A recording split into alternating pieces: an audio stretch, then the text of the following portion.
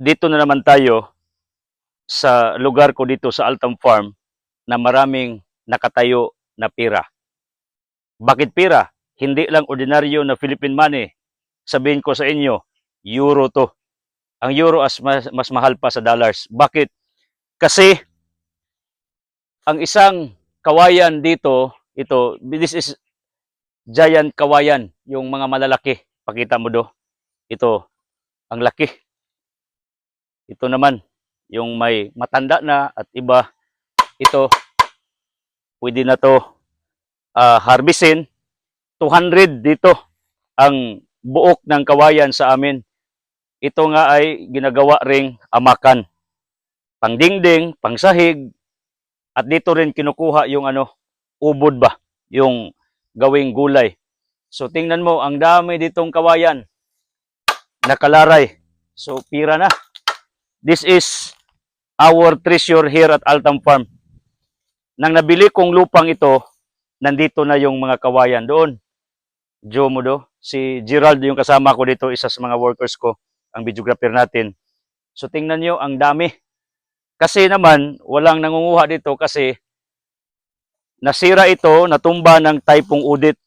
So 3 years in waiting, nakikita ko nga, sinusurvey ko ngayon, bago lang to nakitag utro, na marami palang kawayan dito at saka doon sa taas, doon sa kabila, doon sa kalsada, may kalsada dyan sa taas, yung road na ginagawa natin. Ito rin, oh, kinuha.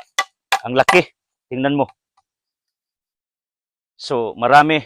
Kahit bilangin natin dito, 200. So, thousands. Yung mga bashers ko nga, nagagalit. Kasi bakit daw bukang bibig ko ay pira? Alam nyo, pag magsalita ako ng gospel, may nagagalit. Bakit ako nagtuturo ng salita ng Panginoon? Pero, tandaan nyo, si Jesus Christ, hindi sa templo nangangaral, doon sa bukirin, sa Mount of Olives, Matthew chapter 5, Luke chapter 6, lagi siyang doon sa wilderness, at saka sa dapli ng dagat, Luke chapter 5, doon siya nangangaral.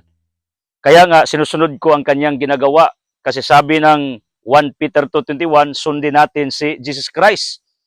Ako nangangaral sa gitna ng kagubatan, dito sa lugar na maraming tanim at prutas, lubi at saka ito. Marami akong pira dito, itong kawayan. So, ito, may hagdanan to kasi once upon a time, atin tong nilagyan ng hagdanan papunta doon sa taas. Ito. Kasi, kung nakita nyo, pakita do, this is plain. Atin tong ginawa kasi balang araw, linisin natin to. Sabi ko nga, for how many years, ngayon lang ako nakabalik dito. The operation is going here kasi maraming tanim sa palibot dito. Kay ako ning himuon nga tambayan para bugnaw specifically during summer time. Kaya nga atin tong gipanpan ba atong gitarong og plaster dire.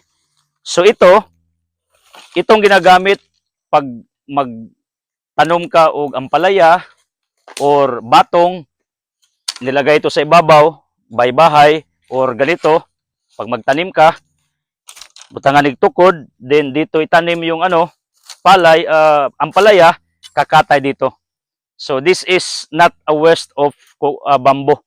This is very useful in vegetables farming. So mayroon akong magagamit talaga dito na mga materials kung gusto ko mag-farming. Kasi marami tayong kawayan dito. Pwede yung mga kawayan, yon ang gagawin ng bahay-bahay at saka ito, pakatayan. So, doon sa baba, may tubod kasi ito eh. This is little na brook, yung sapa-sapa dyan sa baba. Pero ngayon, parang walang malakas na tubig kasi affected kami ng El Nino dito.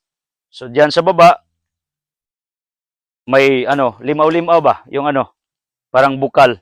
May tubo dito sa baba. So, pira na. Ito, may pira tayo. Looking forward that one day, itong giant na mga kawayan ay magamit natin sa ating resort dito or else ibibinta natin. Ganyan naman talagang buhay.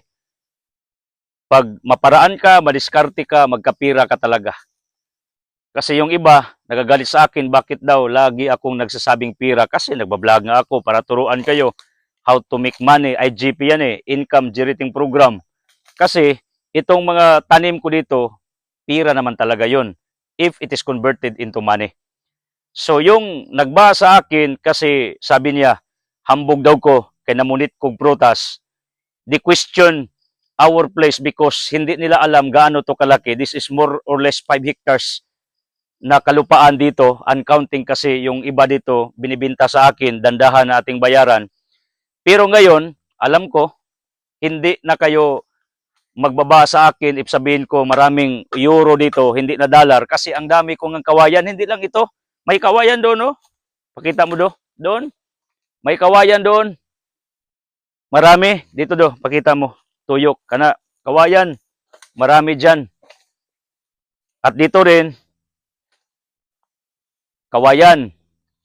Doon, maraming kawayan. Doon sa taas, may duha dito ka grupo nga kawayan. So we are surrounded by bamboos. Ito ang isa sa pinaka-blessings ko talaga dito sa farm. Marami akong bamboos magagamit ko sa ating project dito. At saka ibibinta kung mayroong mga sobra-sobra na nating mga bamboos. Sana sa nakita ninyong mga euro or dollar dito sa Altam Farm ngayon, i-bless kayo. Pagpalain ang taon ninyo. At sana one day magtanim kayo ng ganito. Ang dali magtanim ng kawayan talaga. Ang dali nitong mabuhay. Literally.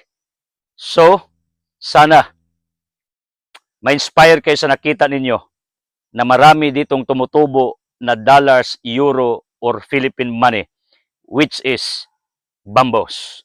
Okay? God bless.